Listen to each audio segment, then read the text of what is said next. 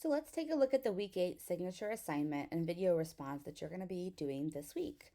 You're going to upload and record a video response along with a written portion of this assignment. So there are two deliverables for this. In part 1, we're going to be taking everything that we've learned and completing several different processes and calculations that show you've mastered those ideas.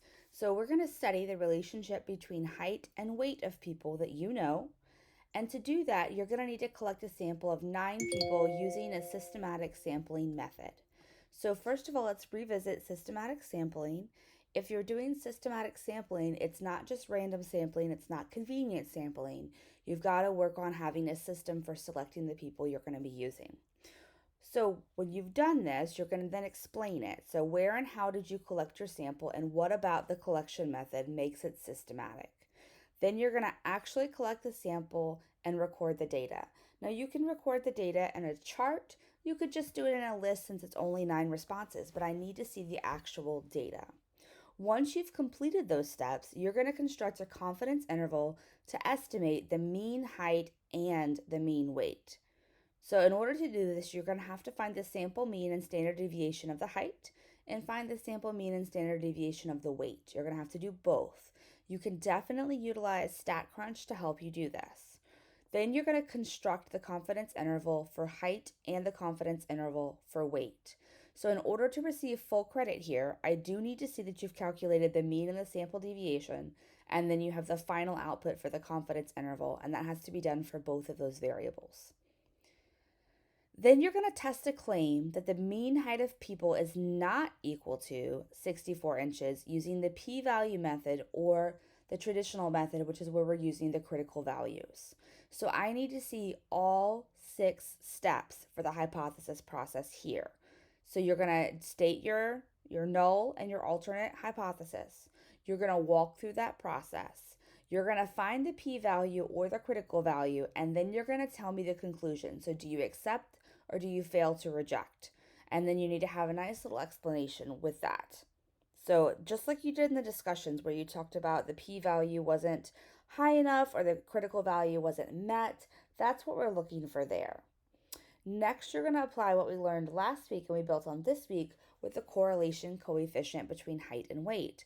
So you're going to create the scatter plot so that you can have the equation of the regression line to predict the weight of a person who is 68 inches tall. So you're going to take that regression line equation and you're going to plug in 68 to get the corresponding weight based on the prediction. Then you're going to write 1 to 2 paragraphs about what you've learned in this process. This can be short, it doesn't need to be really lengthy, and that's going to be all of part 1. So that's all going to be in a Word document or a PDF or something that's a deliverable that's got all this work shown in it. For part 2, you're then going to record a video. And so what I want you to think about when you're recording the video is you're just walking it through like you're explaining it to somebody who is not in this class. So I really want to see you breaking down things and explaining, what does it mean when the p-value is greater than the p-value that it should be? What does it mean when the critical value is greater than the value that it should be? So this is like you're almost teaching someone else. Obviously, I don't need the technical calculations, but like you were explaining your findings or teaching someone else on why you got the results that you got. This does need to be done in a video. So in the video, we're looking for a step-by-step overview, and we're going to submit that video with the Word document. If we do not have the video, I cannot accept your paper and I cannot grade it, which means it's very difficult for you to pass the course. You have to have the video component. Videos can be done with any tool, but they do have to be uploaded to my Panopto videos to complete the assignment submission so that I can grade your assignment. If we're having any trouble with that upload, then you need to contact me, and not at the last minute on Sunday.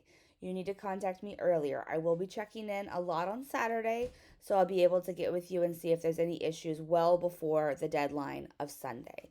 If you have any questions on this, please feel free to contact me throughout this week. I will be actively checking in a little bit more than normal just to help support you in this final piece.